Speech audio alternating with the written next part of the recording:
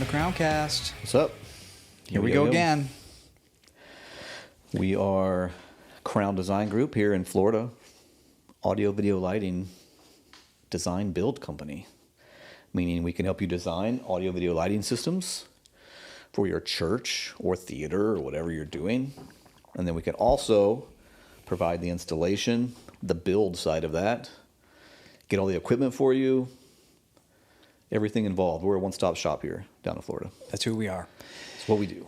And this podcast is just about our projects and us chatting. Ben and I have been, we're the co-founders, and we've been sitting in an office together for over 10 years. And we talk about everything and anything, and that's what we're going to do today. We have a project we're going to look at. Yeah. We can talk about anything, though, like we always do. That's what this podcast is about, if you don't know about that. So if you like audio video, and if you like, AVL integrators talking trash, that's us. So here we are. And so what are we going to talk about today? I mean, do we want to talk about what just happened? Sure. I don't know what else to talk about right now. So we will get to a project. We should at least take a few minutes. I know we're kind of like our brains are we're kind of right awestruck right now. We just saw on the news that Charlie Kirk just got shot. I mean, like minutes ago.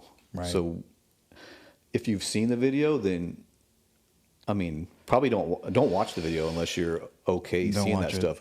But if you see a video that you're trying to figure out if it's real or not, and it's a scenario like that, and it is real. I know.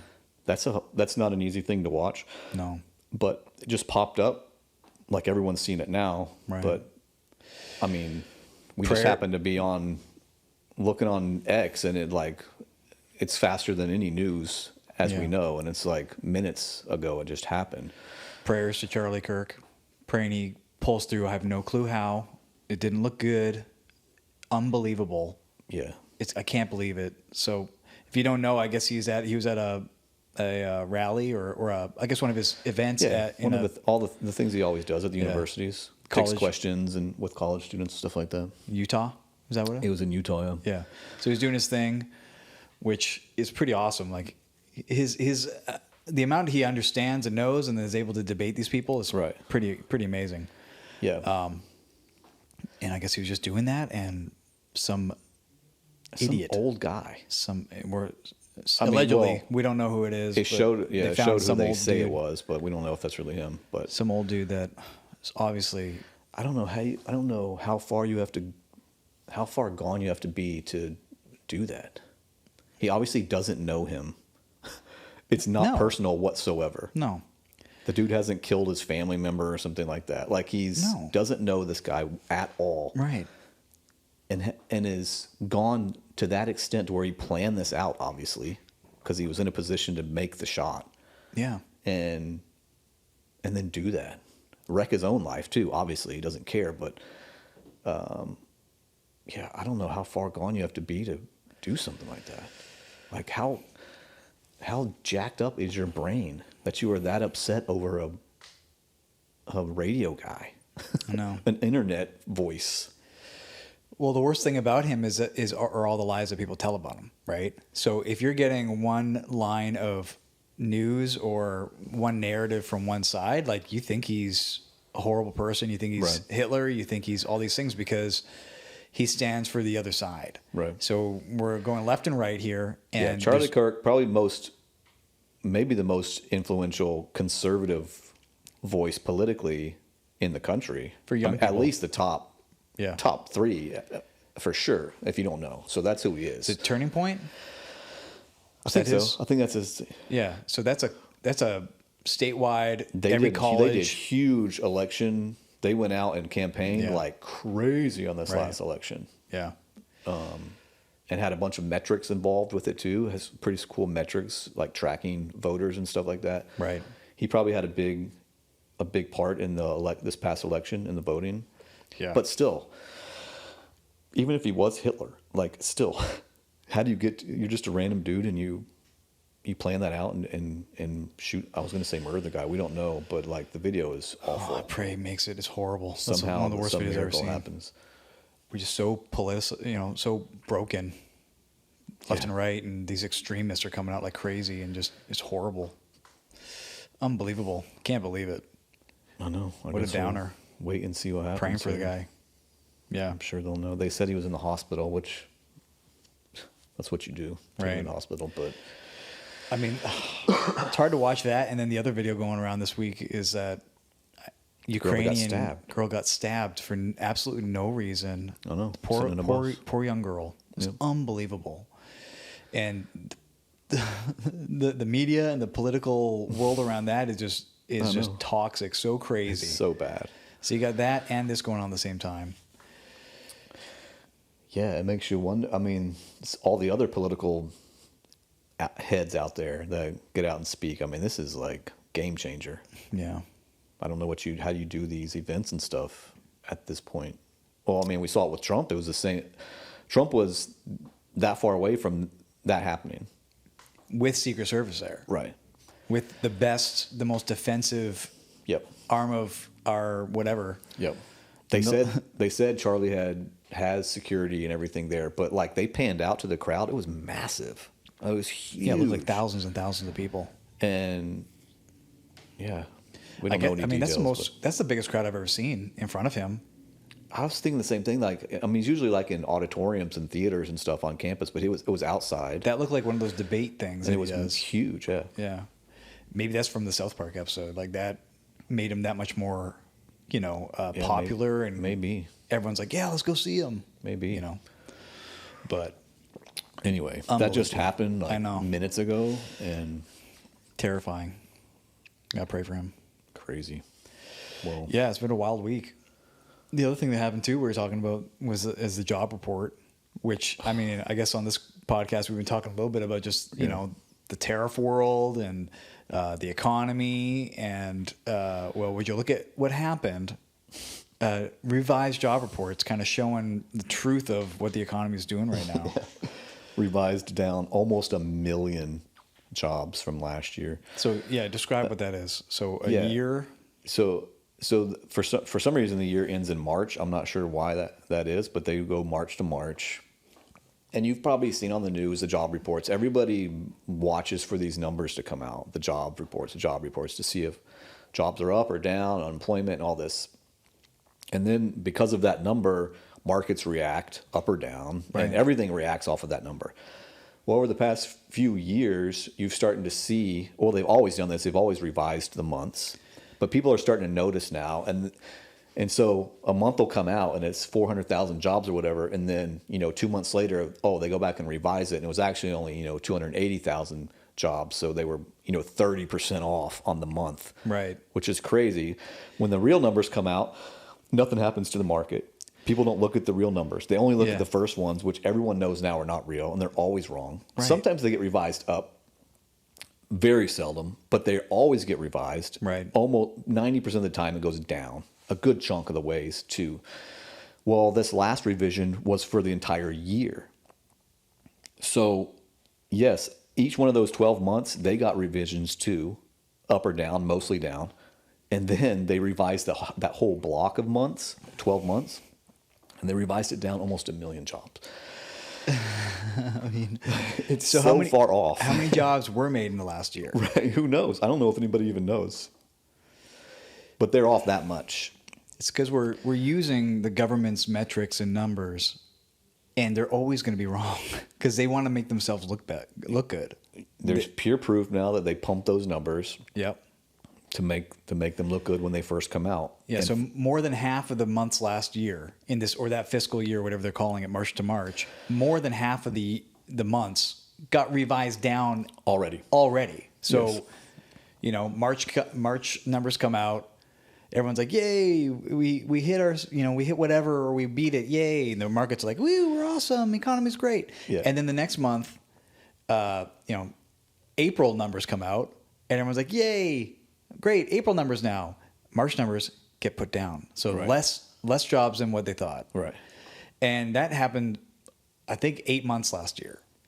Yeah. And then now on top of it, an additional. I don't even know how you even calculate it. But even if you spread it out over 12 months, it's like 85,000 a month if it was every single month. Right. So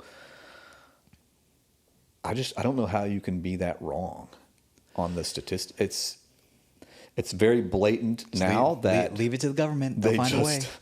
The numbers are padded as much as possible for those initial reports, and everything is based off those initial reports somehow. Right. Like this huge job number, this huge revision came out. I think it was yesterday. The markets didn't react. It's so they weird. Barely reacted. It was like they didn't react at all. Yeah, the S&P hit another all-time high. And those are the real numbers, and they were way down. I don't understand that. There's a cognitive dissonance with what is actually happening, and it's obvious. I mean, what mom and pop out there is like, yay, I'm going to invest more in the S&P now because the numbers were down. Like, what does that mean? Like, they're not doing it. Right. I'm not doing it. Are you? Right. Are we investing in the S&P right now because like numbers are down? Oh, we don't care. Let's just go for it. Yeah. That has nothing to do with it. So it is obviously a massive disconnect between the real world, the government, the numbers they show, and then people with a lot of money.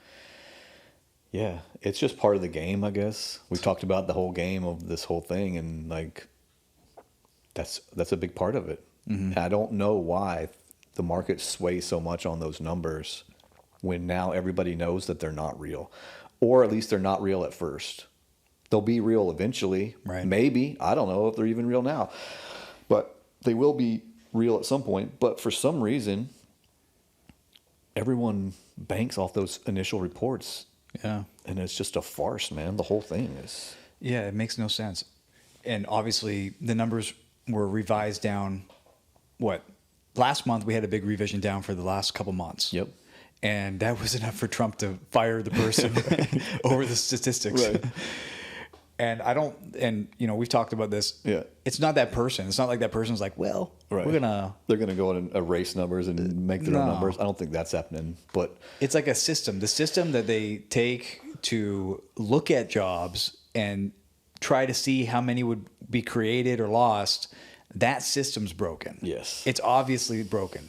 And it's swayed in a way to make the numbers look better. Yeah, the fact that we have that many revisions and it's always down, right? That's a broken system. Right. And that's a system that Jerome Powell of the Fed is watching. Yep. That's what policy is built on. Yep. That's what banks look at, interest rates, all these things have to do with these numbers, and they're all junk. Yep. And then they come out, and then for some reason no one cares except for like the common man who's like, yeah, I've been telling you. Some poor guy out in the street trying to find a job. He's like, yeah, that's right. There are no jobs, guys. Yeah, I mean, there's jobs, but you know what I mean. And then it affects the real world. It affects like companies like us. I mean, we take the brunt of like, the real world results of all this stuff, and it's based off. It's just these crazy numbers that aren't real. I know. It's so weird, but we didn't. I mean, why are we into this stuff? We're not really into it. We are forced to be into it in a way because of the company. If you ever start your own business, you're going to know you'll start tracking some of this stuff because it affects so many things in your company. Pricing on everything, employment, cost of things. I mean, just it's a million different ways, and it sways projects. If you're a project-based company like we are, interest rates move, projects get delayed because of it, changes all your forecasting. All this stuff is all tied to this stuff. And so much of it depends on like these little reports that come out, the jobs reports, right? Inflation reports. Yeah, we have to keep up with like politics too, just because constantly. Of it too. So think about like some of these policies. Policy A versus policy B equals we're paying an extra $30,000 in some sort of tax, right? Maybe employment tax or for the guys or whatever, like Social Security or something like that. Versus being able to hire someone, right, and have a new person on the team, right, train them up, they have a living, right, growing the business, adding to the economy in your local place, like adding real jobs, right. Every 4 years, we go through this song and dance of trying to figure out what's going to happen, where are we going to land, and that's even worse. It's actually every 5 years because the last year of every president, is trashed. No one does anything. Right. Everyone's terrified, right. So no one does anything anyways, right. It's this rough, connection of all. It must be social media.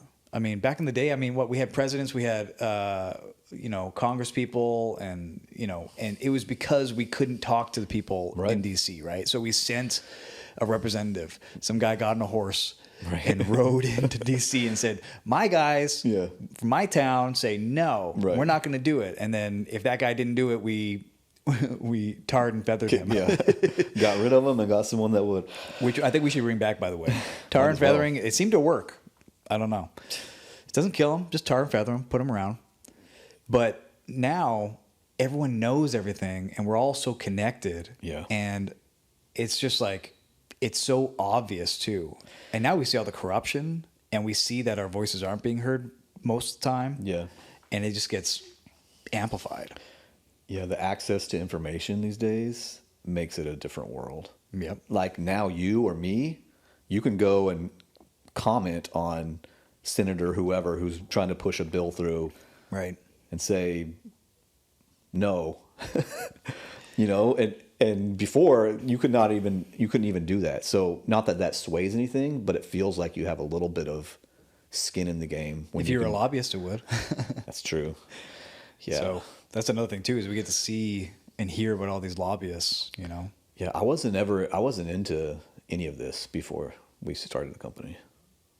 I mean, I voted and everything, but I wasn't tracking any of this stuff. I didn't really have reason to. Yeah. I guess, once you start getting involved and you're seeing money and you're seeing taxes and you're seeing how these things really do sway things, then yeah, you kind of have to pay attention. I grew up Republican because my parents were Republican, and Republicans were the Christian right. They were the Christian party. Which I've since learned. But that was, I remember kind of getting into it a little bit during Obama's second term, or during the campaign for his second term. It was him and Mitt Romney. Mm-hmm. I didn't know anything about Mitt Romney except that he was a Republican. Yeah. And so I was at Full Sail at the time. And so almost every kid there was like liberal. Probably, yeah. So I remember the debates. And I remember all these things and going yeah, come on, Mitt Romney, whatever.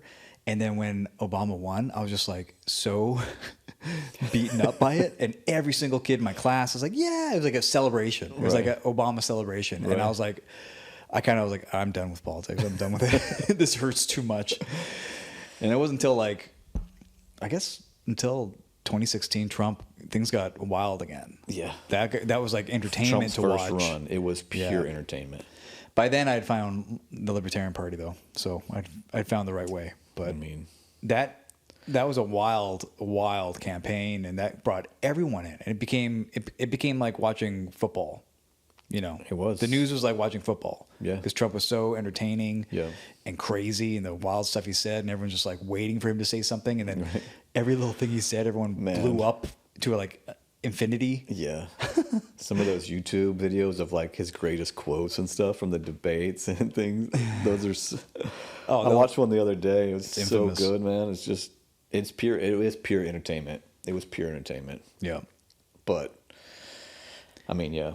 That's why we talk about some of this stuff, because actually we talk about it almost every day. It's constantly messing with our company and our lives, all these little things that are happening. So you got to kind of keep up with it. Yeah. So you can try to get ahead of some of it. When you know something's coming, you got to try to prepare and that sort of thing. So other than voting, you can't really do much about it. It just is what it is. I can't even vote. That's right. I gotta figure that out. That's right. Well, I can vote, and I vote. But anyway, that's what's going on. That's what do they say? Ben News 9? Is that what it's called? Ben News 9. Ben News 9 here. Ben News 9. Yeah, that's our weekly rant of how the government continues to cause us trouble in our company. All right, well, let's talk about today's project. So this is a blast from the past. Big time. I think it's maybe our second or third job ever. Third job ever. Third job ever as Crown Design Group. And there's a reason why we're talking about this building, though. Yeah, so the reason we're talking about it is that it was a church called Church of the Cross. Mm-hmm. It was here in Bradenton. Yeah. And we got connected with them somehow One of their associate pastors was a cool guy. Yeah. I forget how the whole connection happened, but Yeah, but it was rough. They needed something. They needed help. They needed new speakers. They needed a new console. They needed new some lighting. They wanted to do projection. we were still on staff at the church when we did this job. Right. So it was a side This is gig. very early. This was Yeah. like a side gig thing when Crown was not full time. We were just doing this to try to make some extra money. Right. So this is super early. And to be honest, it looks like it's super early. Well, I mean, and it was. We're learning on the job, I think, at the time. We've gotten better. But yeah, so this is Church of the Cross. We did audio, video, and some lighting. Yeah. Hardly knew what we were doing, but we did it anyways. And but since then, the church has kind of been, it wasn't doing so well. I think the pastor had some health issues. Yeah.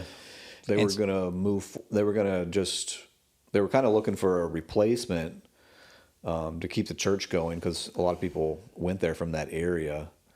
But what we're seeing nowadays, and I think probably this time in church history, are some larger, as you know, there are, multi-site location churches, people call them mega churches, whatever you want to call them.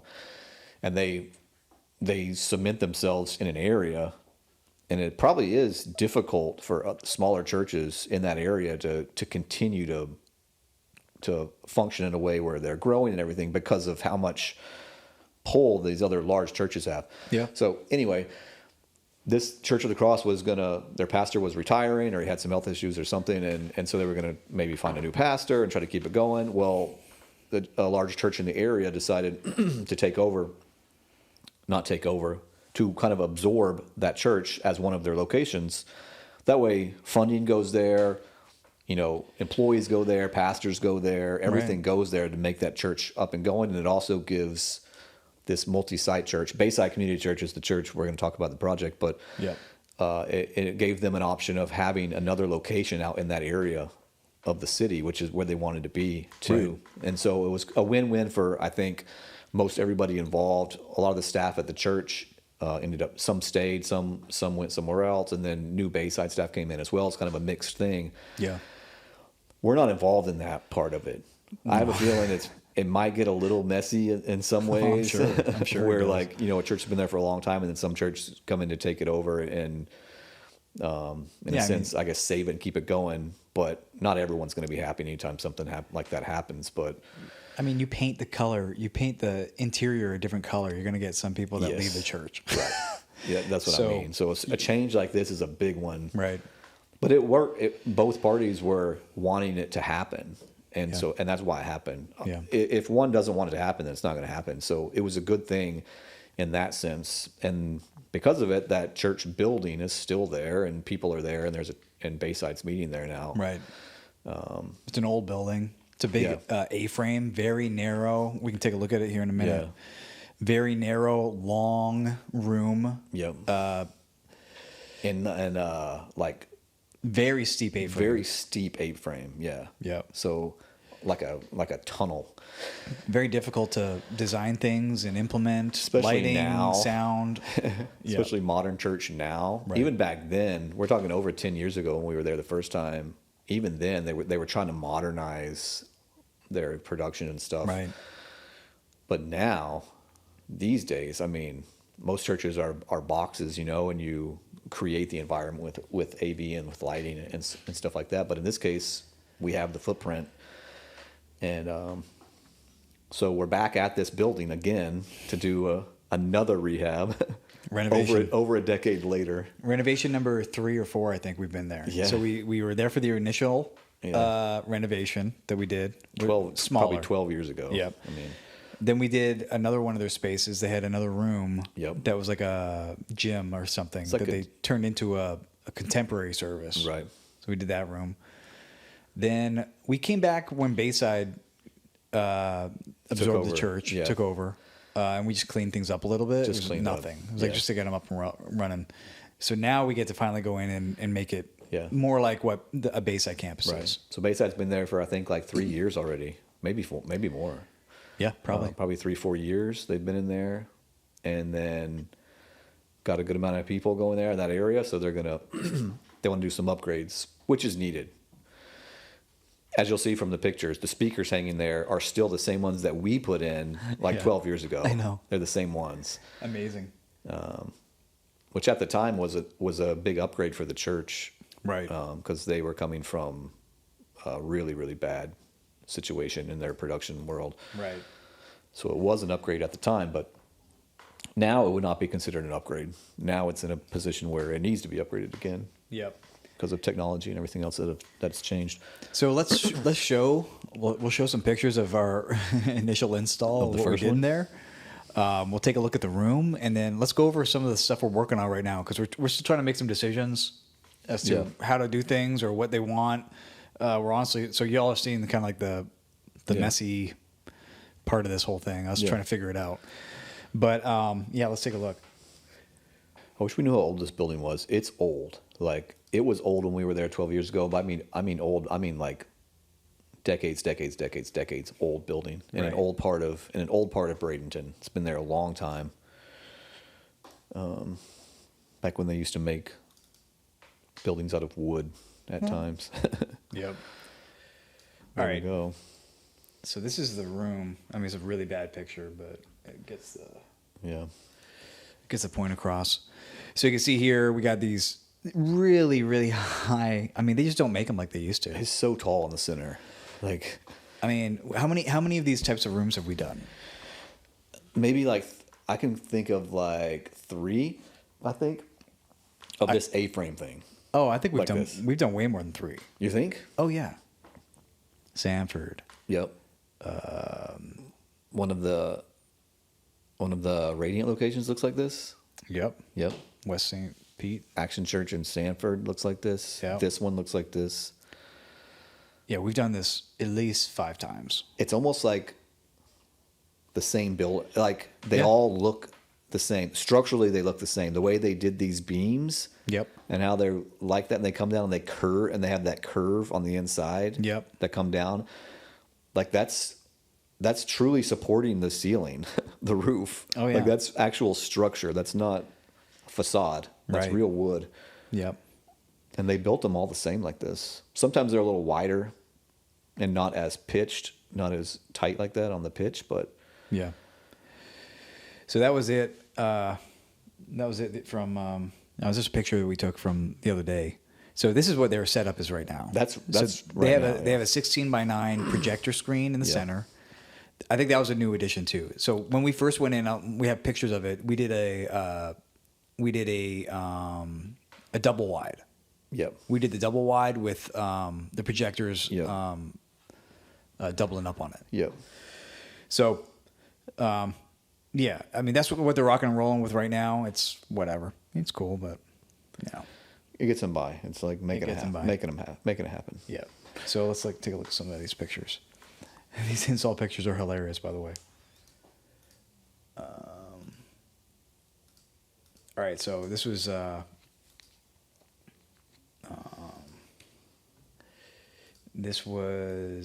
here are the projectors and the speakers. I mean, yeah, but I mean, we did an edge blend in there. Yeah, That's pretty legit for like not knowing what we're doing. So these were Rankis Hines. Remember these guys? Yeah. We These used were those a lot. Yeah, these were the powered. They were powered. They had a 15 in them, I think. Yeah. Do you remember what model it was? They stopped making The them. R. Yeah. I can't remember. Can't remember either. They sounded pretty good. Yeah. They were powerful. They were the more expensive Rinkesheim Yeah. point source powered speakers. They had a cheaper line. I can't remember what it was. I think it had a C in it, a CX or something like that. Yeah. But this was the more RH. I think it was RH15 or something like that. Right. Yeah. That's it. Yeah, they stopped making them. I guess word on the street was that they were losing money on them. I don't know what that means, but as soon as I got rid of them, I'm like, that's all we buy from you guys. Yeah, we did. We bought a lot of them. Yeah. So, and then there's some projectors there. This is one of our drum cages. We built this drum cage. This is a that's Crown, right. We a did Crown that. drum cage. We did that. Yeah, back in the day. Yep. Fully enclosed. Yep. Rounded front. Like we did the whole deal. Yeah, we had a master builder, Verlin. Yep. Shout out Verlin. Have you heard of him? How's he Verlin the doing? Wood Magician, we call Yeah, him. the wizard, the wood wizard. Yeah. Yeah, he was amazing. I have not heard from him for a while, no. Yeah, Just a crazy master carpenter guy his whole life. old timer. Yeah. I mean, when he was building this for us, he built probably like 6 or 7 Yeah. enclosures for us. Yeah. And how old was he? He's in his 70s. I would think. But he's building these, he had like winches and stuff set up with chain hoists and stuff to move the pieces around. These things weighed a ton. That's why we stopped. They were very making them. heavy. We couldn't figure out how to make them lighter. Yeah. Phoenix has some like this. There's a Right. couple other manufacturers. Yeah. I mean, it's tough. Everyone's always looking for a really cool enclosure, and they're hard to find. We Yep. tried to build one. It was cool. It had air in and out. It had Oh, yeah. some It was legit. ventilation. It had power in it. It had Cable paths and everything. cable paths. A nice door in the back. Acoustical treatment. treatment inside. It sounded pretty good in there. Yeah, it worked. But it was just heavy. So heavy to get around. Really hard to move. Yeah. So So I don't know how the Phoenix ones are. I guess they do a not glass. What is it? Acrylic? it's probably some type of acrylic too. I can't remember what that was Yeah. actually called. I think they do it a little thinner and then they roll it, so it's like comes in a tube. I think. Right. So that they pull it out and then they put it to a frame. I don't know how the frame comes around. Yeah. But we didn't figure that out. This thing was like built like a house. It was built like a tank. Honestly, it weighed a freaking metric ton. Yep. So yeah, that's another picture of it. It looked nice though, man. Yeah, great It finish. looked awesome. Yeah, it was cool. I forgot we did that here. Was this our first one or this is our second one? Yeah, this is our second. Yeah. That's the screen. So Look that's at the that. edge blended. Can't even see the edge blade in the center there. That's how good we are. Yep. It looked really good. That was wide too. I forget how wide, but that was I bet that's over 20 feet wide. yeah, and it's because of the height. They couldn't do a 16.9 in there because it would push it too low down onto the stage because of the sloped ceiling. Right. So we didn't have much height to work with. Nope. They didn't want a tiny screen, but back then there were not LED walls, and so it was projection, and you Right. couldn't have people in front of your screen because you'd shoot the projector on them. Right. So We're still dealing with that height now because we're going to try and put That's an LED wall in here, and it's tough because we Yeah. still got to try and fit the drums underneath. I know. They don't think. Do they have that same enclosure? Dude, I don't even know. Did we look? I bet I could look on my. I mean, I walked by it on my video that I took. I looked at all the videos. I didn't see it. I did not even know we did it there. Yeah, they might still have it. It So- may be that. I don't know. Otherwise, they moved it out of there somehow, which would be a major thing. Oh yeah, yeah. But yeah, we're dealing with that. So yeah, edge blended projection. You don't see a lot of that nowadays. That was the way to do it back then. Yep. Cool aspects. Yep. And for those who don't know edge blending, you need a program. ProPresenter had a module. You had to buy it extra. That's right. And then you could put out 2 outputs, and the image kind of fades out. Yep. Fades out on one side of it, and then the other image fades out on the other side. Right. And when you put those together, it's supposed to be the same brightness. Right. It's not though. Yeah. Because even if you go all the way black, the projection is still pushing a little bit of light. Right. And then at that point you see the see seam it. right Yeah. down the center. But with color it doesn't look that bad. Yeah, it works. But this is a way to do it back in the day. I remember that screen being a headache too. Yeah. Yep. Not cool. But that's what we did. That's a projector. And it's not a laser projector either, by the way. No, those are lamped. Yep, that's. X32. So this is, when did the X32 come out? This is around when it came out. This is 12 years ago. So this was, I remember it was the thing, man, Yeah, let me when see. it first came out. And we can also report that X32 is still there right now, 12 years later. That's what they're using. It's still in the room. Yeah. If you turn it off, it will barely turn back on. So they leave it on 24/7. It is old, Yeah, let's see here. but Came out in 2012. So what year would this have been? that's right now. That's, That's it? I think it had to be right around this time. Oh, this is 2024.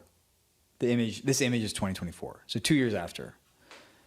Oh, 2014. Oh, then something's messed up. Something's messed up. But it came out in 2012, the X32. That's what it said, yeah. Yeah, that sounds right. What did I say? Did I say 2014 or 2012? You said 2012, but then you said the picture said 2024, which was last year. My number autism is kicking in here. Anyway, this came out. This hadn't been out long, so this was every church's dream of getting to go to a digital console at the time. It was the LS9 killer, the Yamaha LS9 killer. Yeah, because no one could afford it. No one could afford any digital console at that time. There wasn't one. I think when it came out, though, it was probably twice the price as it is today. The X32? Yeah. Probably. They dropping price. They were winning all these awards. Everyone was buying it. Yeah. I've never been a huge fan. I mean, it was just Ever. for the money and for what it did, it let people have a digital console. Yeah. I can hear it. I mean, we've put so many in over the years, and like listening to it, I could close my eyes and you could play music through it, and I'd be like, ugh, it's an X32. Not a cool sound. But for what it does and the price, it's pretty amazing. So that's why we did that there. And what they went from, what did they have before? I'm sure it was like an analog console. It's probably an analog console. Yeah. With a snake. So, yeah, this was our processor. We used to use Symmetrics all the time. Yeah. It was really kind of easy to use in a way. Small, this one's an 8-in, 8-out Jupiter 8. So it worked well for these applications. So could hold all the EQ and compression and stuff for the PA. So worked well. And then the top here, these are these. That's how you had to do video back in the day, really. I mean, video transmission over twisted pair. Yeah. Yeah, those are the Kramer PTs. They still have those, I think. Yeah, that's like a go-to from Kramer. But yeah, so that was the install, if that is cool enough to show or whatever. But I mean, you only show it because we're now back at this building again. Right. 12 years later. All right, so let's go over what they want. They want to do new PA. New PA. Which I have two different designs that we've done trying to figure this out. Yeah. One's from Meyer and one's from L Acoustics, and we can take a look at that. Yeah. Then they wanted an LED wall. An LED wall. They have basically no video set up there at all. I mean, they have a projector, but there's no infrastructure for it either. They don't have a switcher. They don't have a router. They don't have anything. So, they want to move to Bayside kind of globally is moving to the LED wall world over projection. They've been doing it for years. So now it's like projections aren't even in the conversation anymore. Right. It's an LED wall. So they obviously need a video screen here, and so it's going to be an LED wall. We have to figure out the size to try to make it fit with the drum cage, the whole thing. Yep. Yeah, and then they want new house lights. So they have like old school pendants things hanging, like old school lamps type thing, like from Home Depot. Yeah, kind of vibe. So the idea there is, they have fans as well. Yeah, that's old school. Yeah, mechanical. So they have fans. That we take the fans out, we use that power, and we make it straight power, nothing in between, no switch or anything, and then we'll hang some theatrical fixtures. Yep. Are we gonna do wireless? I think we're gonna do wireless. It's such a small room. We don't ever do wireless, but in this scenario, it's a small room and it's that wood ceiling, so we can't go, hanging cables everywhere up there. And they want to bring over Elation color pendants from their main campus because we're doing a swap there. Yeah, that'll be a big podcast to do. Yeah, that'll be cool. Yeah. So and those Elations, they have Wi-Fi? Is it Wi-Fi? Yeah. Which is not the greatest. It's cheap. It's cheap wireless DMX. Yeah. And it works on 2.4. Oof. Basically wireless. Basically what wireless internet runs on. So it'll just run on there. And the issues they've had with it is it gets congested because everyone comes into the room for church and everyone's on their phones or whatever, and they start filling up all those slots. And once those slots are filled up and there's no room, people start getting kicked off. Yep. That's what happens on your Wi-Fi, by the way. You get booted off because there's no room for you. So sometimes, not sometimes, a lot of times these lights get booted off, which is not the end of the world, because what you can do is set it to save the last look. So it would hold its color or its temperature or its intensity or whatever until it reconnected. And it may only lose connection for a second or something. Yeah. So it would hold, and as long as you're not changing a cue to make some big color change or something like that, you probably wouldn't notice. Right. So it's the way to go in this scenario, probably. Side note, we were the first ones to install those fixtures in North States. America, or in the United States. For probably a lot of you guys know about the Elation color pendant, because they sold a butt ton of those things. Yeah, we did too. And yeah, we were the first ones to put them in. And we put them in and used wireless. We did. So we got the Wi-Fi. We thought it was going to be Wi-Fi. It was wireless. such a huge sale. And as we started to try it, it was not working. We start seeing them drop. Lights are coming on and like at different timing. We're like, we can't do this. So we had to go back up and wire every single fixture. Yep, we hardwired That was a them fail. Yep. But we did it. So well, hopefully we don't have that fail. Hopefully they work better now. There's only going to be like 12 lights or something like that. Yeah, not many at all. So hopefully it doesn't. What's the wireless DMX that does work? WDMX. WDMX. So that's and we have used that before and had zero issues with it. So you'll see it stamped now. They're starting to put it into fixtures. Sometimes like you used to see Dante stamped on an item. Right? Now you're going to start seeing WDMX stamped on items, where instead of manufacturers like Elation or Chauvet or whatever using their own Wi-Fi or putting their own stuff in, they'll put WDMX in, that technology. Yeah. And what it's doing is it's switching channels something like 1,000 times a second or something. It's constantly moving through those bands so that you're never going to get kicked off. And that's how it works. It's just constantly moving you so that you're always on a channel. Right. And it works. We've used it a lot of times. We've used it at mobile setups. Yep. Mostly, and have had like great results with it. Yeah, then they don't need to run the cabling. They just need to power the fixtures, and then they're on. Right. That's so huge for mobile campuses. But it only works transmitter to receiver with WDMX. So if your light doesn't have the WDMX, it won't work. You can't just buy a transmitter and hope that it works. It won't work with eFly or anything like that. It has to be WDMX on both sides. So it would have to be integrated into those lights, each one as a transmitter / receiver.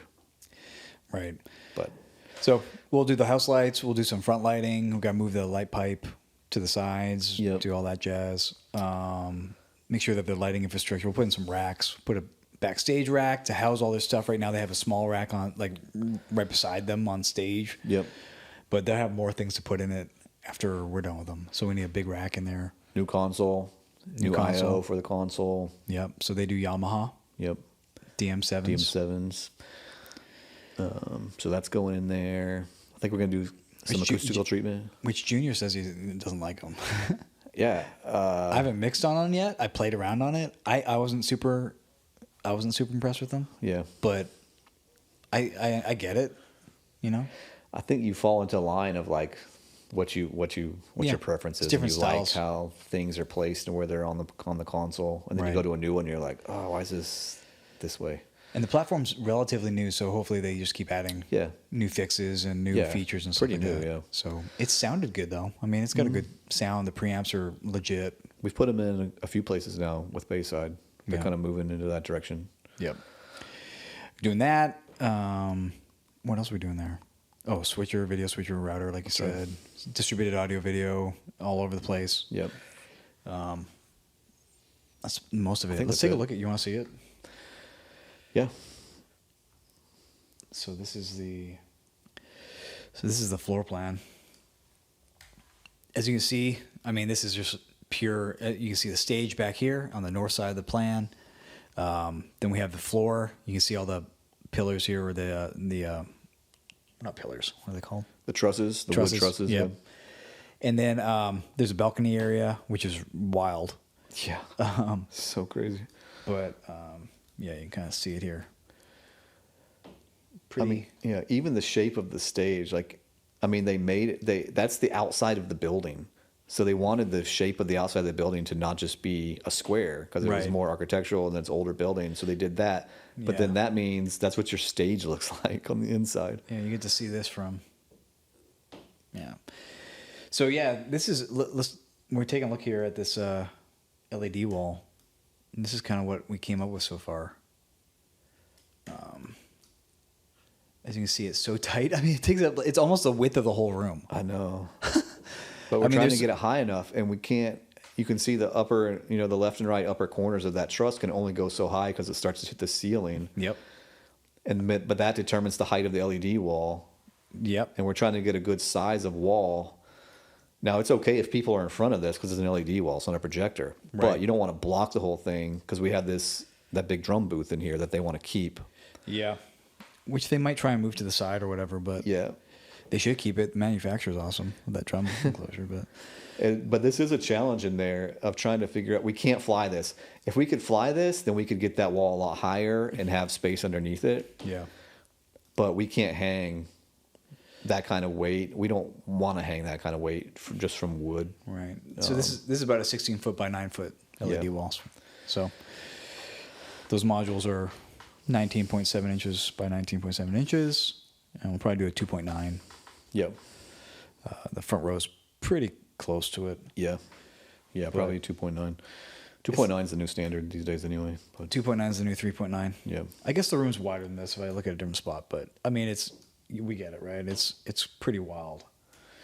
Very long, very narrow. When you're trying to get some kind of visual source in there that everyone's going to watch. So this is a location campus, and the screen's important because they transmit the message from the main campus there. So everyone there has live worship, live music at the beginning, but then they watch the message on a screen. So it has to be, it's an important piece of the puzzle. Yeah. That screen.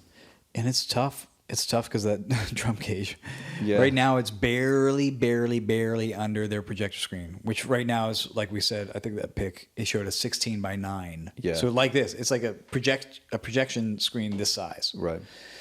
But because of the trussing and everything, we could get that thing high. We got the projector screen higher. Right. So this drum kit fit nicely underneath. Now it's in the way.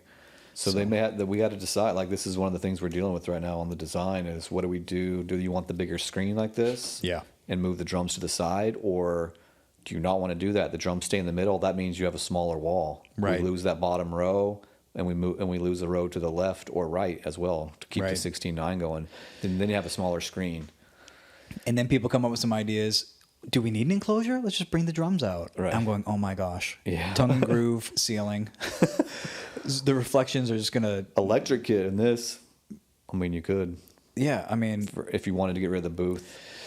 How many times do we have that conversation? Like, the V drums, they sound pretty dang good nowadays. I mean, even 10 years ago, you can complain. I hated it. They can't get the sounds. It's very difficult. The sounds now are good. Unbelievable. But drummers still have an issue with the feel, which I understand. Yeah. You hit a plastic rubber cymbal. You're not going to get this. You're never going to get the feel of a real cymbal. Right. But the sound has gotten so much better. Remember Ed Golden, the drummer? Yeah. And poor guy just had tendonitis constantly. Right. From hitting those things. Right. So he's always had a wrap around his arm because of the tendonitis. Rough. Yeah. I mean, I'm not a drummer. I'm a musician, so I understand it, but it's a constant battle. Yeah. But sacrifice the drummer's feelings or whatever and have like a whole lot better sound probably in the real world. Yeah. Most people are not miking up properly an acoustic drum kit in a small room. No. With wood ceilings and making it sound as good as like a high-end DJ or electric kit or whatever. No. That's why you need that big enclosure. Like, right. We have to. Yeah. Then you can. Yeah.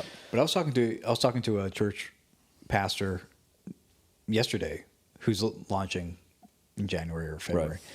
And they're asking, should we do it's in a school auditorium, set up, tear down, and should we do an acoustic kit versus electric? I'm like, bro, you're starting a brand new church. Right. You have no clue. You don't have an engineer. Right. You don't have hardly a worship team. You're going to be setting up and tearing down every single week. If you do an acoustic kit, it's going to be blowing up everyone's face. Like their earballs are going to be blown. Yep. You'll have to set up the mics every single week. Yep. And having a mic like this versus like that. It's going to sound different It's every going to week. sound different every single week. So Yep. you're going to be screaming at your engineer, like, why does it sound different this week than last week? Your drummers will love it. Whoop-de-doo. Right. But a kit, a V-drum kit, the roll-in, like the TD-70, whatever it is now. Yeah, the one with the good brain, the good sounds. I Yeah, forget enough which one it is. outputs to mix it. Yeah. They sound great. And you can go online and download so many different patches and stuff for Right. it. It's unbelievable. They've changed the look of them too. They look like real drums now. So Yeah, you they don't do. even get the weird look of like the little flat black pieces. Yeah. It looks like a real kit now. I think they feel better too. They definitely feel better. Yeah. The cymbals are what they're never going to get. They're never going to replicate hitting a metal cymbal with a piece of plastic. It's just not going to happen. No.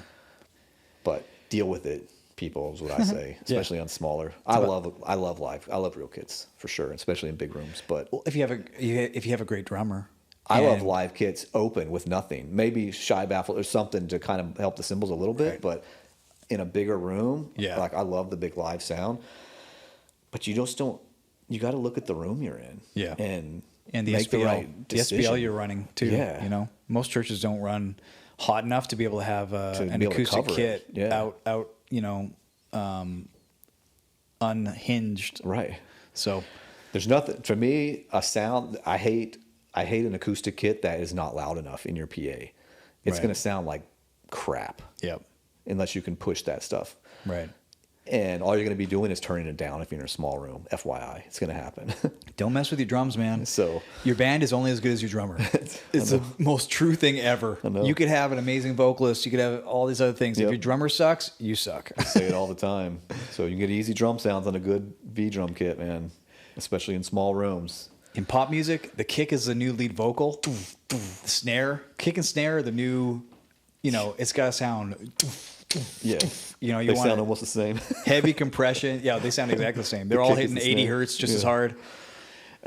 I like that. I do too. That's my thing. I like that. do it. Bethel brought that. Finally, it's like, finally. Snare Finally, sounds a like a church kit. did it and people and became popular, so people started doing it. Right. I'm like, that's the way it should have always been. There was a time when it was like so thin. Every snare was so thin. It was like pretty much a snare bottom mic or something. It's Right. like, what are we doing here? It's like a Yeah. ska band. What are It we doing? finally got thick, man. Just a big fat snare, which is really hard to get unless you're mic'd perfectly Yep.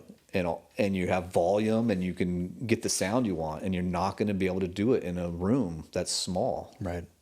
So get the fake one and you get that sound. Right. It sounds like that. That's my opinion. I can't remember the last. I mean, it was a couple of years since we had done a V drum kit. Because back in the day they did. We sound, hated them too. They sounded so Hated them. digital and Yeah. sharp and Yeah. like hollow Yeah. and like it's just like you mess with the thing and like some guy would have put it to metal kit and just like the kick was like Yeah. like really crappy sounding. Yep. And then I think we did a job. It's probably like 5-6 years ago, maybe who knows? I can't remember. But the new drum head came out. I think I forget what it is, And but default settings, whatever it was. I'm back at front of house. Like, all right, kick. But I'm like, don't touch anything. right. All right, snare.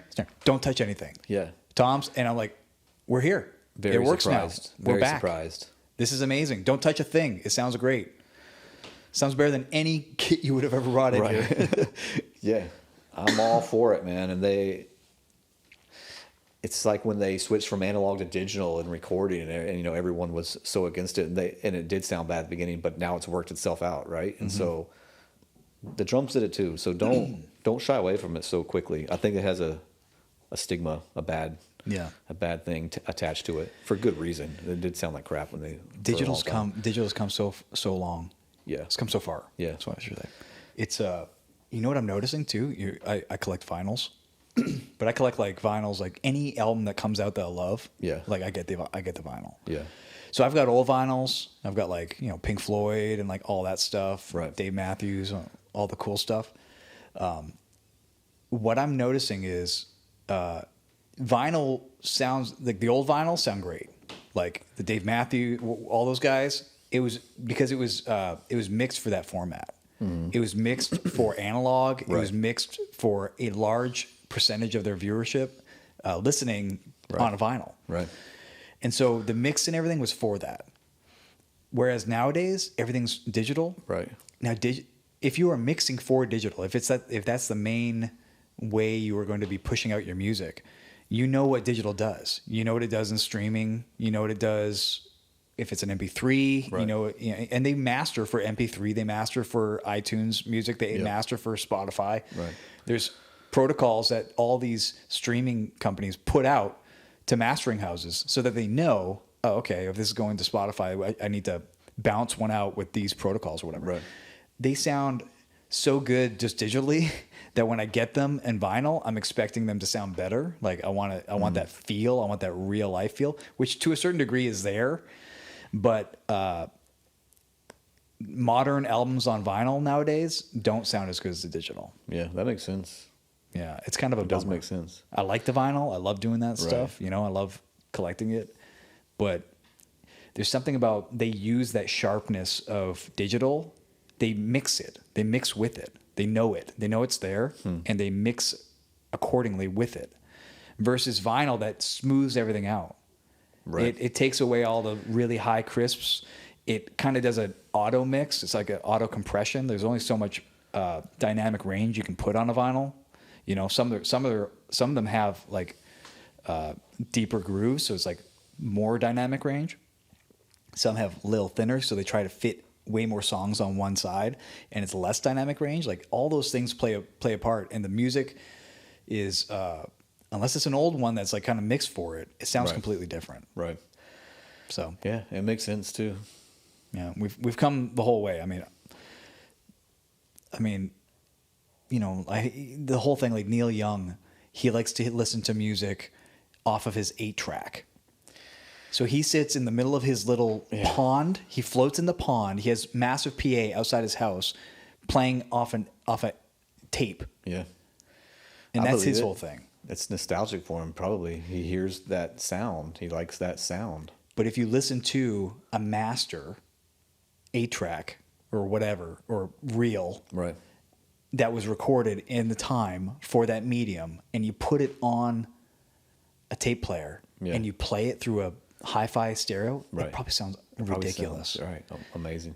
But you can't just bounce that down to a tape. Right. You can't bounce down like, I don't know, some brand new band or whatever, Right. and put them on tape and then say, all right, play it, Neil Young. What do you think? Yeah. Like it's not gonna sound the same. Yeah. No. Anyways, I don't know how I got on that tangent. We got there because of digital drums. Oh yeah. So Digital drums, they sound better. because in this scenario, it would work for us because it would fit up underneath that Yeah. screen right there. Yep. They could see all the drum in the center, and they wouldn't lose all that space to the side. Right.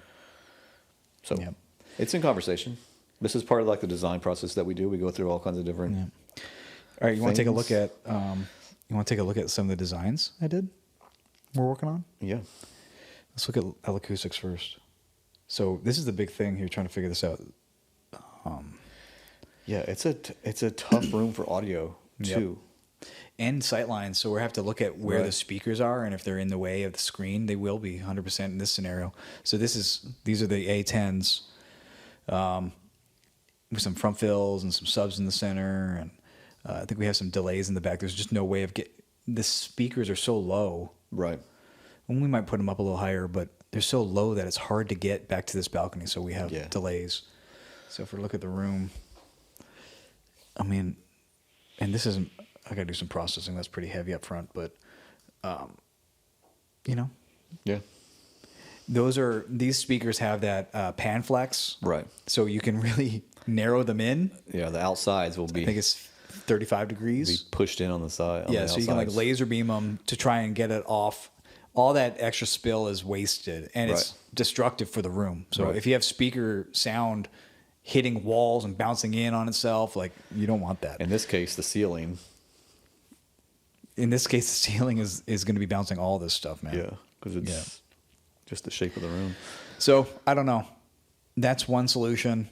Looks pretty good. You got to dial it in a little bit to get a better, we're at 105 dB unweighted in the center of the room.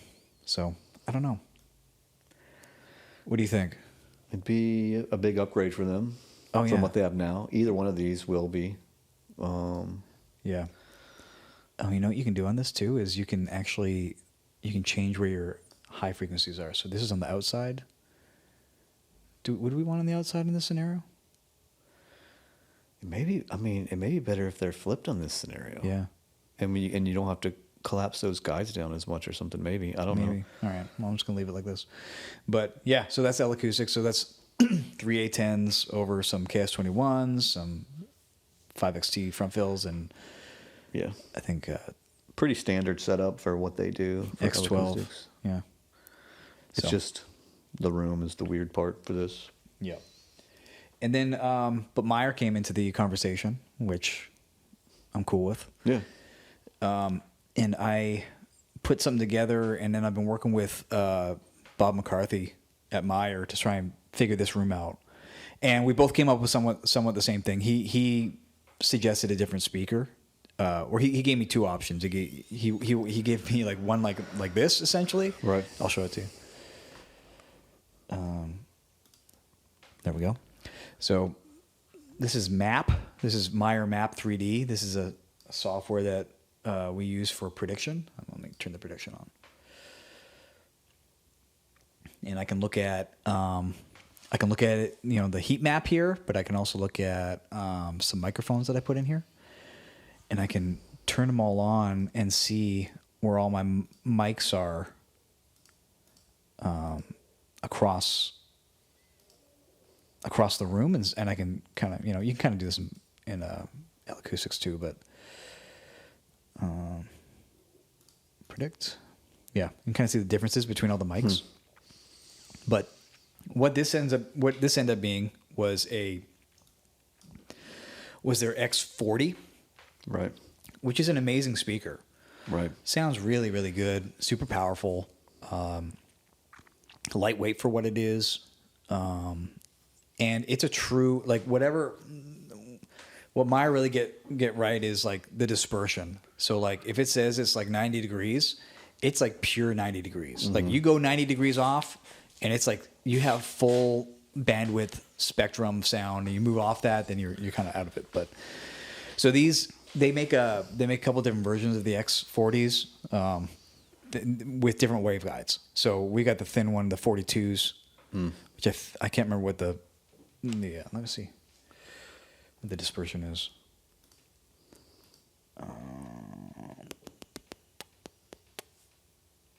Oops, wrong speaker. That's the sub. Yeah. There we go. Where is it? Insert speaker system. Let's see what they are. Do a individual speaker. So we have, the X40. X40 is 110 wide. X42, a couple different options, but you can get down to 50 wide. Dang. Yeah. So laser beam it, get down that room. Yep. So this looked pretty good too. I need some front fills. You know, this had 900s in it. So Bob's like, hey, let me give you a thumping one. And so it's the X82s. And then it's the 2100 subs. Dang. And the big thing that he thought was because of the dispersion in the room off those mains, that these delays should be probably halfway through back in the room. Yeah, I noticed that. Yeah. They had them way back in theirs. Yeah, I originally just put them where they are now. Right. So, but that makes more sense. So we move these delays back to like halfway over the room, and he says it'll hit front of house and everything. So, so two different options. Be interesting to see what the church chooses. Yeah.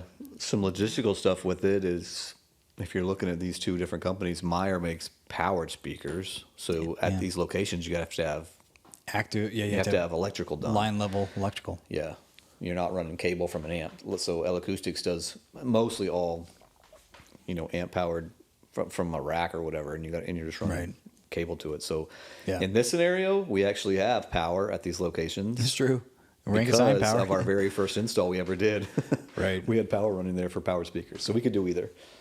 Yeah. Which gives us the option to not have to bump the budget up for electrical. Right. Any more than we have to. Yeah, so that is true. That's a part, that's a big, that's a part of the the decision-making process is, electrical ain't cheap either. Copper ain't cheap, and running that stuff and labor. So, the difference between us pulling, 12 gauge speaker cable Right. versus signal is minimal. Right. But getting the power to this specific places is a thing. Yep. So, this is what Bob sent me. I'll show it to you here. Yeah, see those backfills are on that beam. Yeah. 2 beams back than where we had them. People can't see it yet. There we go. There you go. Yeah. So here you can see we have he's gone way closer together. Oh yeah. So we can get them higher. That gets them higher too. Yeah. And off of those walls, the ceiling is really the thing. Yeah. And then the delays here. Pretty. Here's another shot of it.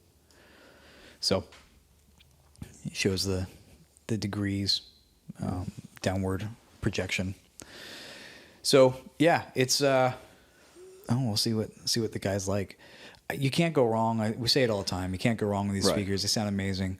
My worry here is at a point source. We do have delays here. Any way you slice it, we're gonna have delays.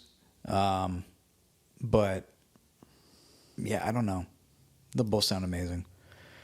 Probably end up being a price thing and a time thing. Yep. Meyer will be more. I don't know.